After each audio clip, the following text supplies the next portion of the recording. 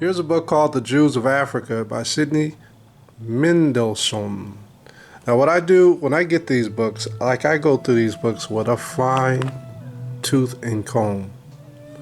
Okay? I go through these books and I break these books down to the last compound. And I look at these authors in different light, because some of these authors are just like you talking to people in person. And what happens when you talk to people in person? Normally, either they're going to twist and turn and not going to tell you the full truth, or they give you bits and pieces. And when you see books that are published after the 18th century, going into the 19th century, the 20th century, and the 21st century, they get a little tainted. Actually, they get really tainted.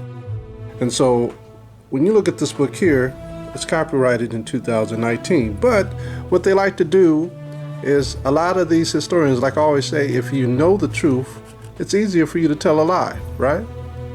You can't tell a lie if you don't know the truth. So what these people do is just that. They like to tell a lie. And so they'll paint history without you being in it. They'll paint history without the color of a human. They'll paint these books without the color or the complexion of the true Jews.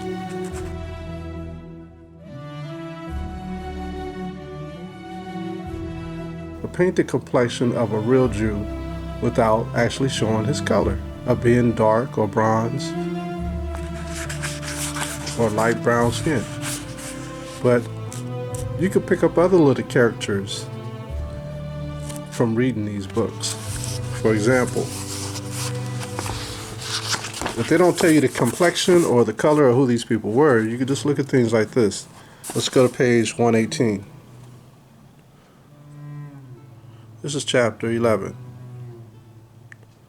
And we're going to drop in the first paragraph. It reads, many of the inhabitants of Jewish communities in Algeria maintain that their ancestors settled in North Africa after the destruction of the Second Temple, but their claim has not been substantiated.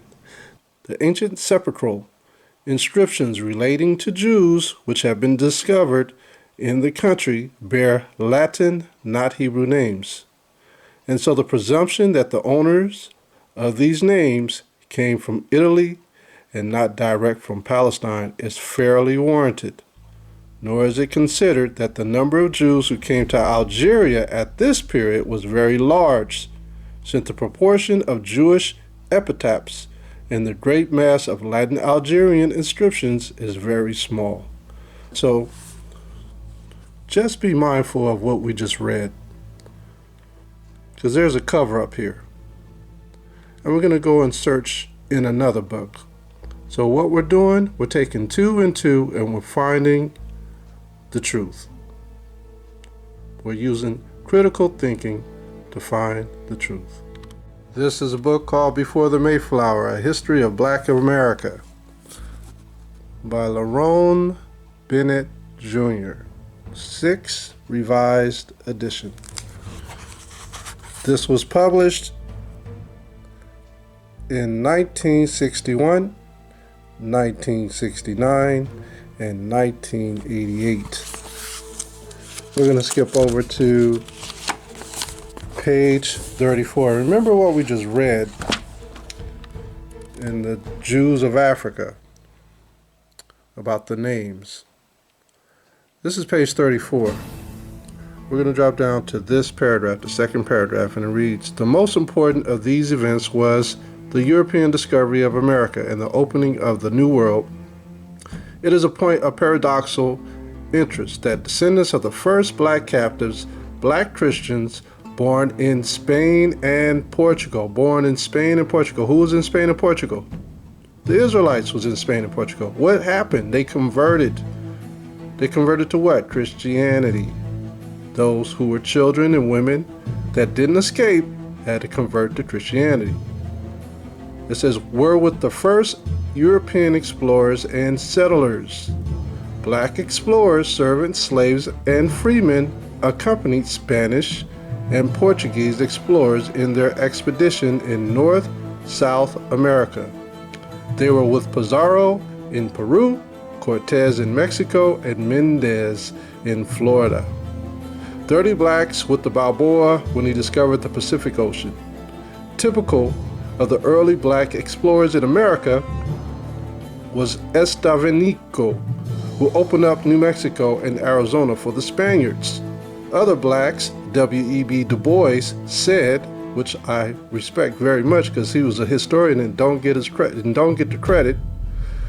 It reads, he accompanied De Soto, and one of them stayed among the Indians in Alabama and became the first settler from the Old World. All right, and just remember what we just read here, that there were black explorers, servants, slaves, and freemen that accompanied the Spanish and Portuguese explorers. These were men that became Christians, whose forefathers were Israelites. We're going to go over to page 36. Look at this. Let's read about those explorers. It says, there is furthermore the testimony of Washington Irving, who made the following observation in a contemporary satirical skit. These Negroes, like the monks of the Dark Ages, who's in the Dark Ages? Who's in Portugal and Spain and the Iberian Peninsula? The Danubes, the 10 tribes of Israel, the 12 tribes of Israel. It says, these Negroes, like the monks of the Dark Ages, engross all the knowledge of the place, and being infinitely more adventurous and more knowing than their masters, carry on all the foreign trade, making frequent voyages in canoes loaded with oysters, buttermilk, and cabbages. They are great astrologers, predicting the different changes of weather almost as accurately as an almanac. Check this part out. A large proportion of the first generation of African Americans entered America with what? Spanish names. Just like we just read in the other book that said that they took on italic names, which were what? Latin.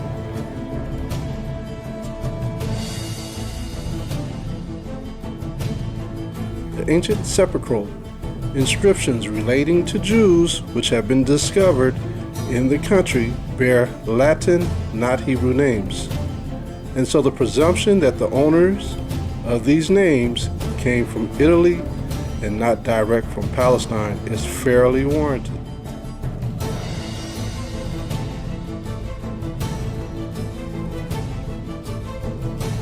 For reasons that are not readily apparent, many black males were called Antonio, a name that quickly became Antony or Anthony.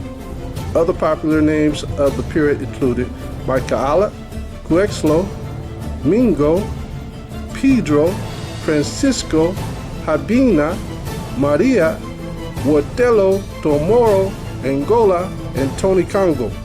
Shortly after their arrival in America, many blacks discarded African and Spanish names and adopted English titles. See that?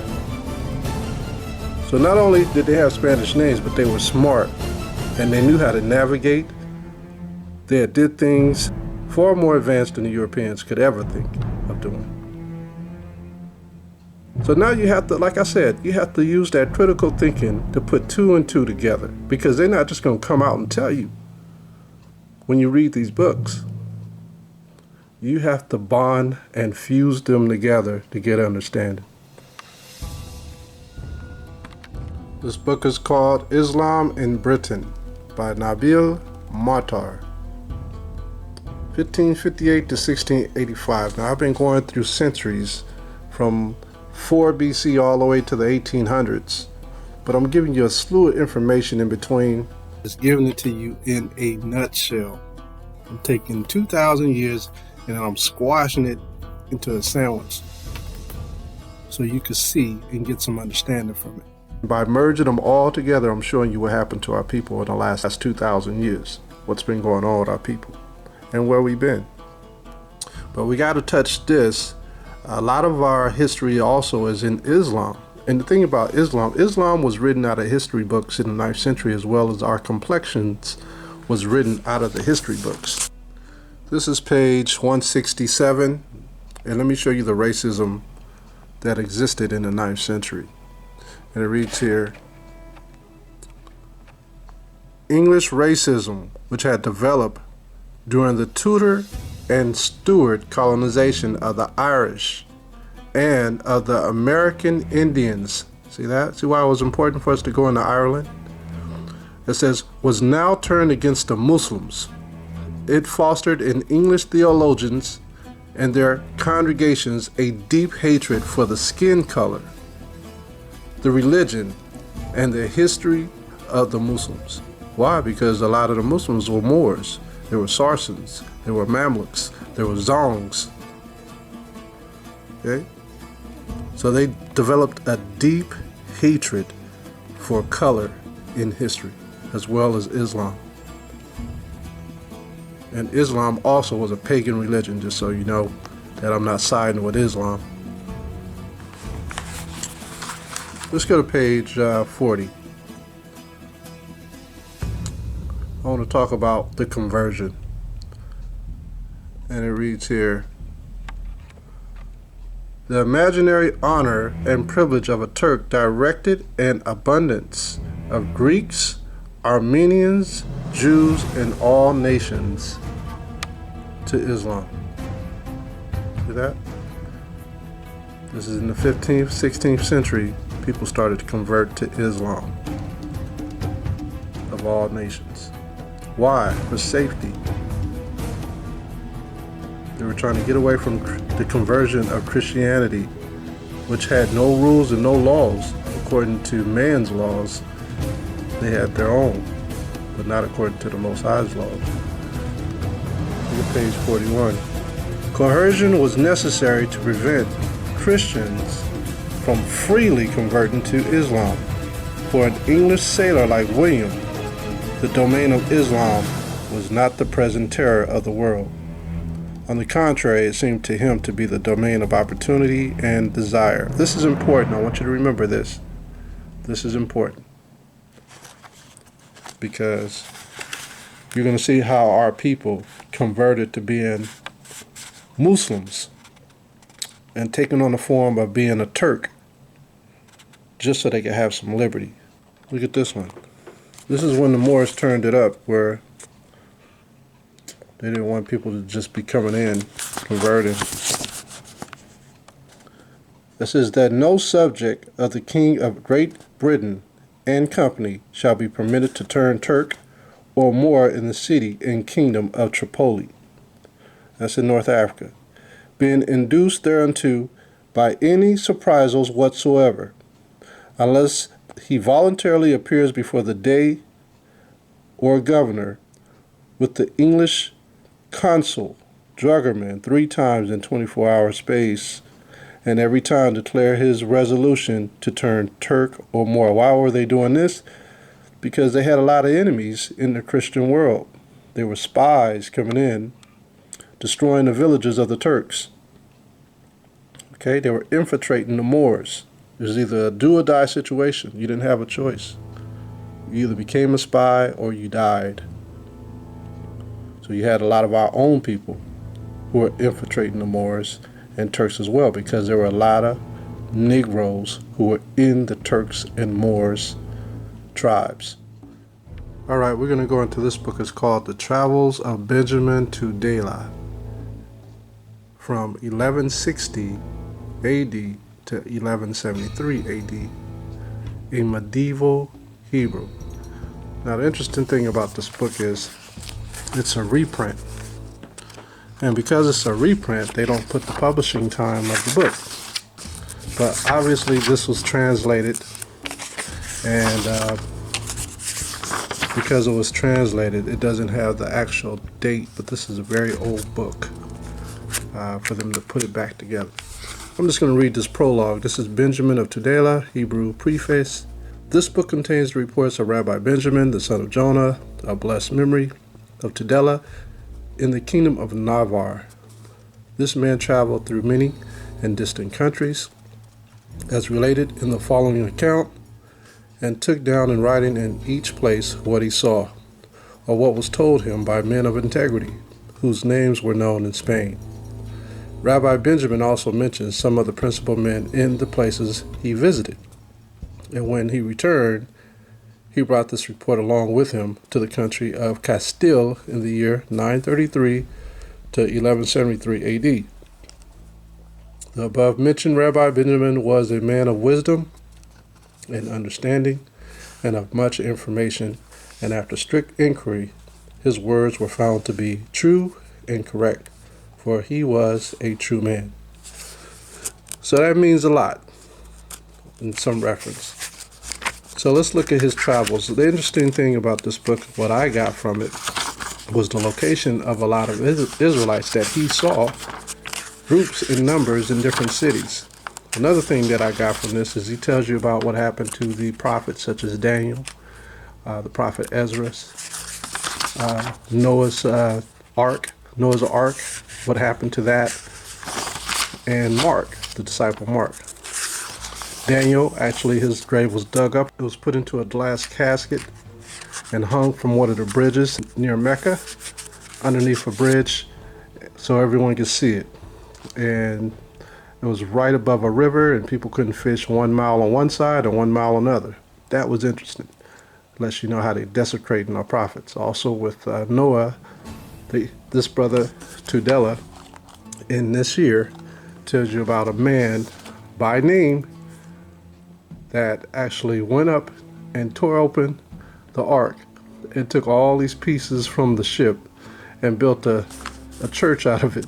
And you wonder why they can't find a lot of pieces of the ark.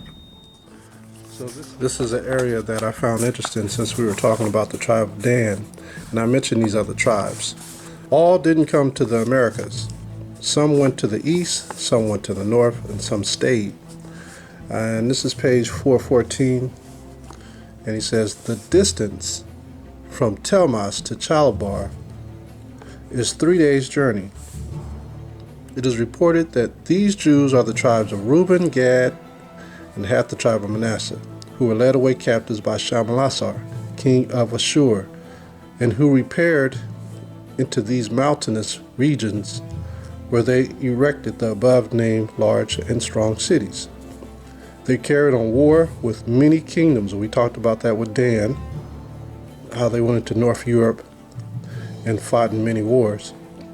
And here it says, and are not easily to be reached because of their situation, which requires a march of 18 days through uninhabited deserts, and thus renders them difficult of access.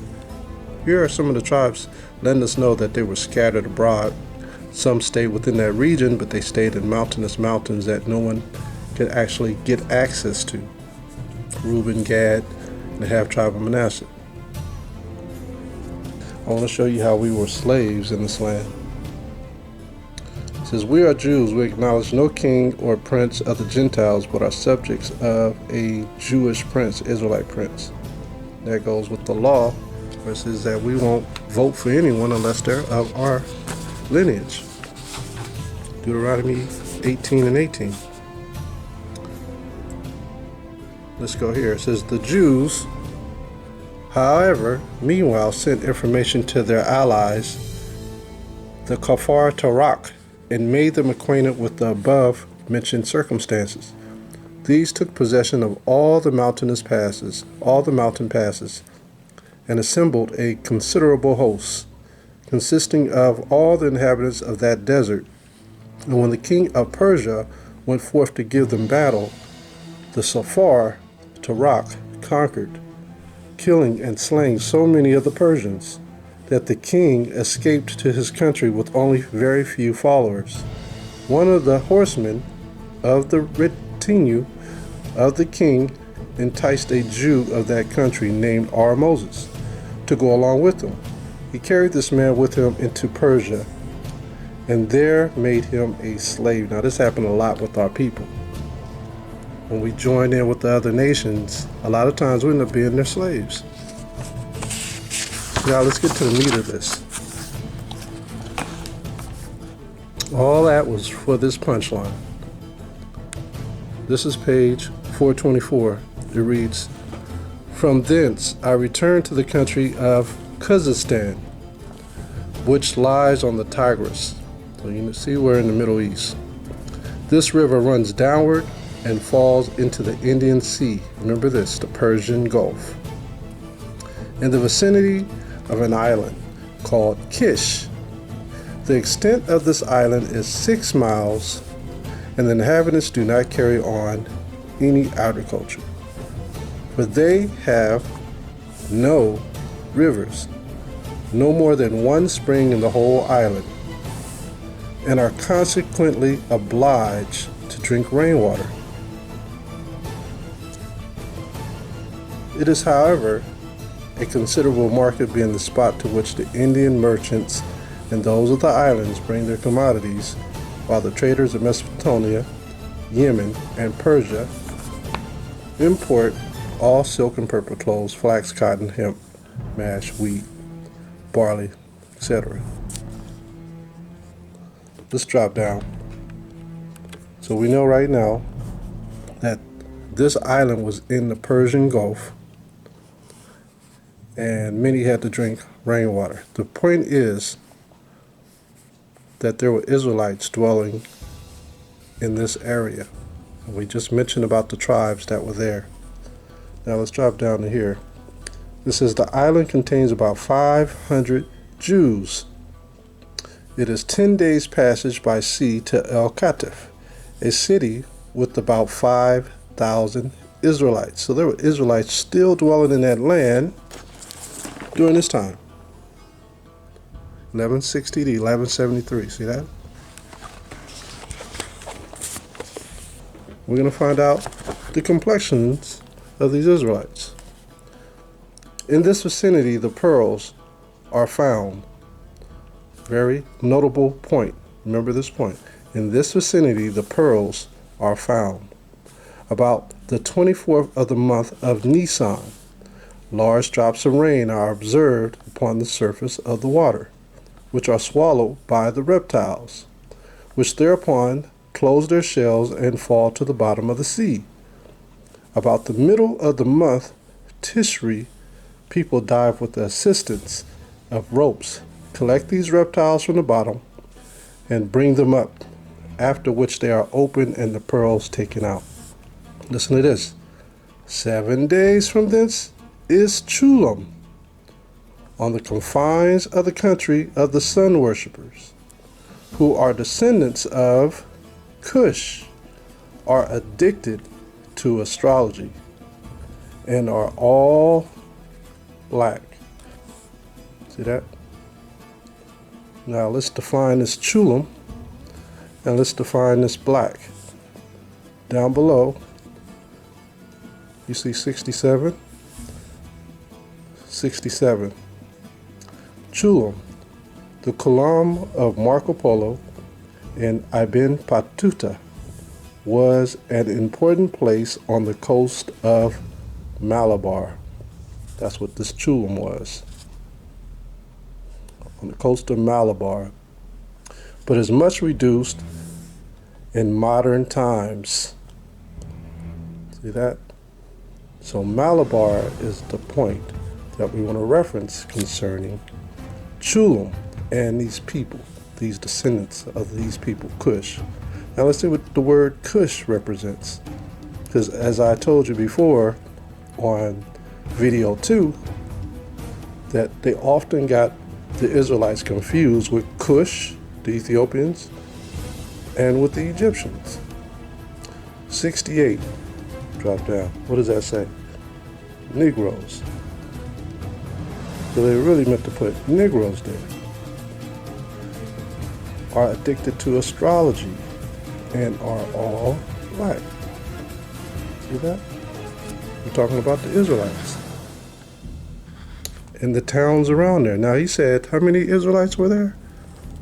He said there were at least 5,000 Israelites nearby. He said on the island it contained 500 Jews. It is 10 days passage by sea. See that? How many days is this one down here? This one says what? 7 days. So you can see it again. 7 days. The island contains about 500 Jews. It is 10 days passage by sea. 10 days, 7 days. Not much difference, is there? Chulam, Cush, Negroes. Now I could go two different ways with this information that I have references. Now we could go here first where it shows Malabar. Okay? Chulam, the column of Marco Polo and Ibn Battuta, Ibn is son of, was an important place on the coast of Malabar. Important place on the coast of Malabar. So let's see Malabar. Let's go into this book right here. This book is called A Treatise on Physical Geography comprising hydrology, geognosy, geology, meteorology, botany, zoology, and anthropology by A. Barrington. This was published in 1850. And we're going to go to page 297. I'm going to drop down to the middle of the paragraph. It says, "Thus the Jews are a people who have ever, according to the prophecy, dwelt alone." And as we read in the other book, he said that they dwelt in the mountainous region, very hard to get to. And so it says prophecy, that they dwelt alone without intermixing with the nations to this day. Now this separate race all descended from brown ancestors. For Abraham, Isaac, and Jacob must have been as dark as Mar Yohanan, if not darker. Exhibit every shade of color from the black Jews of Malabar. Do you see that? From the black Jews of Malabar. I want you to really think on that. From the black Jews of Malabar. Jump up. The Spanish Jew is always dark complexion. We've been talking about Spain. And his hair is uniformly black. Look at this. The various shades of color observable among the Negroes or African race tends to the same conclusion.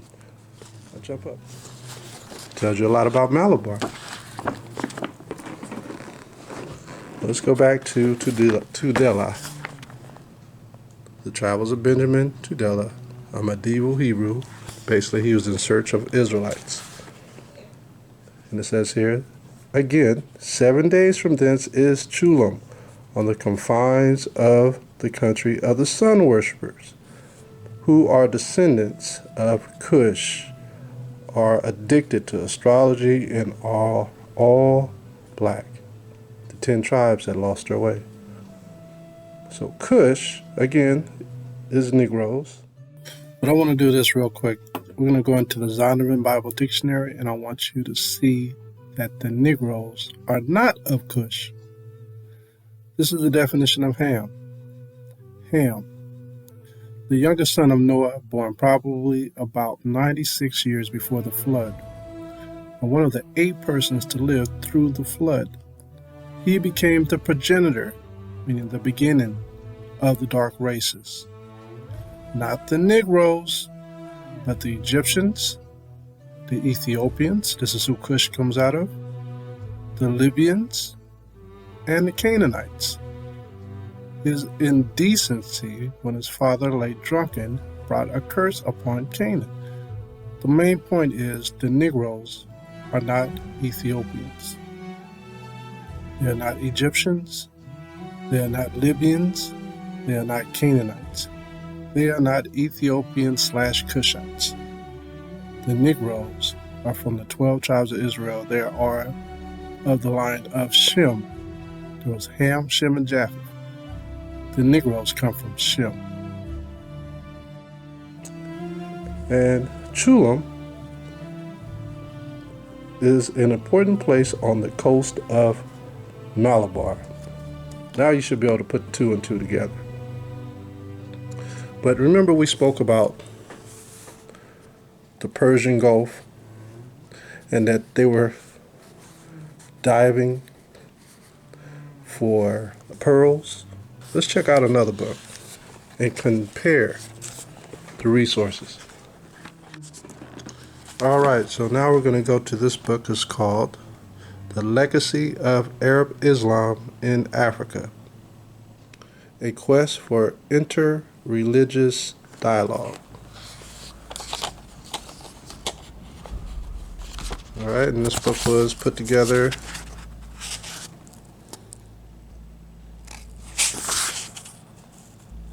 This book was copyrighted in the year 2001. I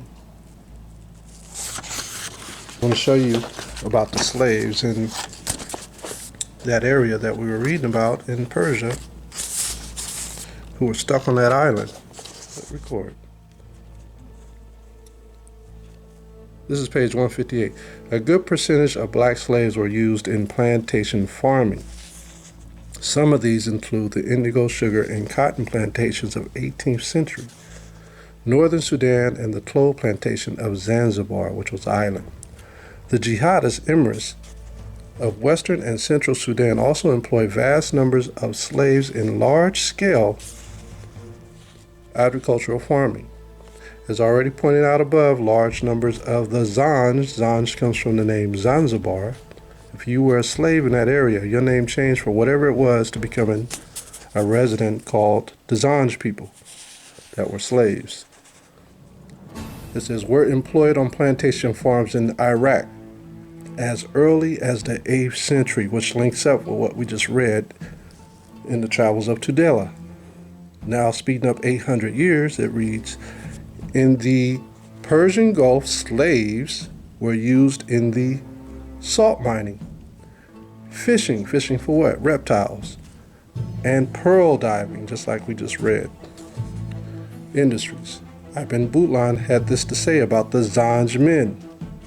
They can endure hard work. If the Zanj has had enough to eat, you can chastise him heavily and he will not complain. Why? Because he's been there 800 years, his family, and they've been slaves for 800 years. So why do you think they're a beaten people? These are the tribes of Dan, the tribe of Naphtali, the tribes of half-tribe of Manasseh that we just read.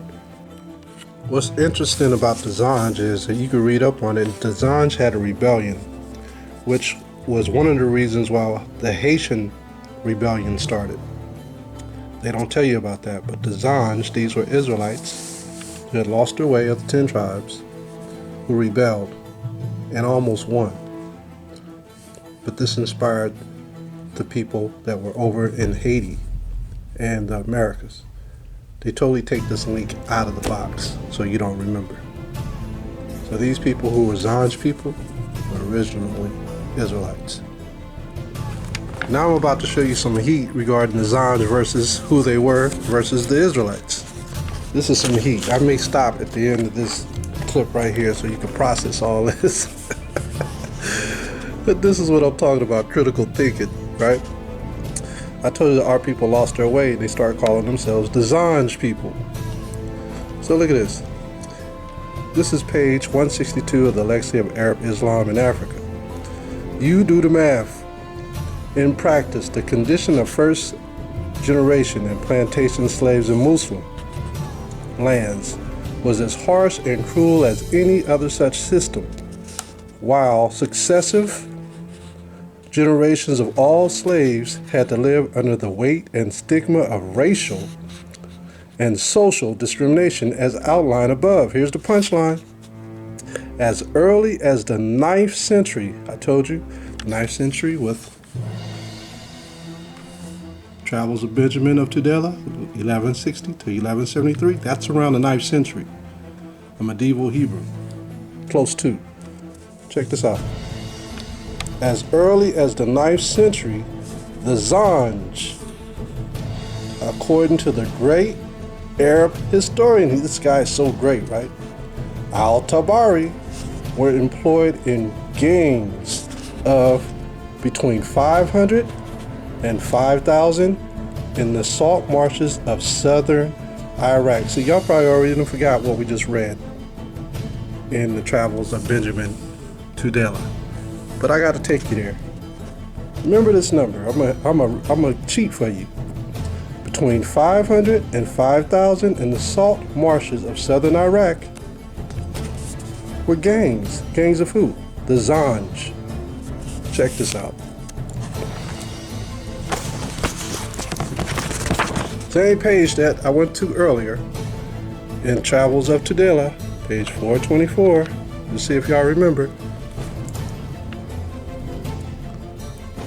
The island contains about 500 Jews. It is 10 days passage by sea to El Katif, a city with about 5,000 Israelites. 5,000 Israelites, 500 Jews. You see that? Do the math, family. As early as the 9th century, the Zanj, according to the great Arab historian Al-Tabari, were employed in gangs of between 500 and 5,000 in the salt marshes of southern Iraq. Jews, Israelites. All right, I think I gave y'all too much. Let me back up. Let me give y'all something simple, because we're talking about Dan, right? How they traveled down to the Sudan. We'll bring out one more book. This book is called The Jews of Arab Lands in Modern Times by Stillman. The Jews of Arab Lands in Modern Times. We're going to go to page 218. I'm going to go to the third paragraph. And it reads, the arrival of a new personage put an end to the scene. A Jewish internet merchant from Nafusa returning from Fessen gave me some very lively details of the mode of living and trading of the Jewish itinerant merchants who follow all the routes of the Sahara and face all the dangers which infest them. As for the Jews of the southern Sahara and of the Sudan, he did not remember ever having met them, but he assured me that there exists, at least in the East Sudan, a black-skinned population, which some call the Falisi, which is Falasha, which means immigrant, and which are generally known among the Tuareg.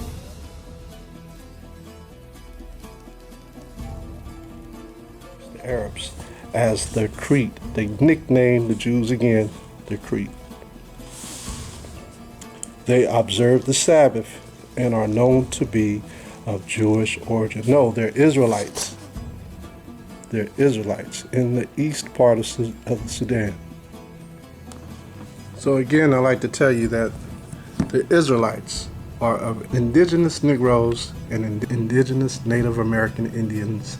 Again, I keep telling you that we are the true biblical people of the Bible. We are the 12 tribes of Israel. To be continued. This is the word of the Lord of hosts. I took you from the pastures and from following the sheep to be prince over my people Israel. I have been with you wherever you have gone and have destroyed all the enemies in your path. I will make you a great name among the great ones of the earth. I will assign a place for my people in Israel. There I will plant them, and they shall dwell in their own land.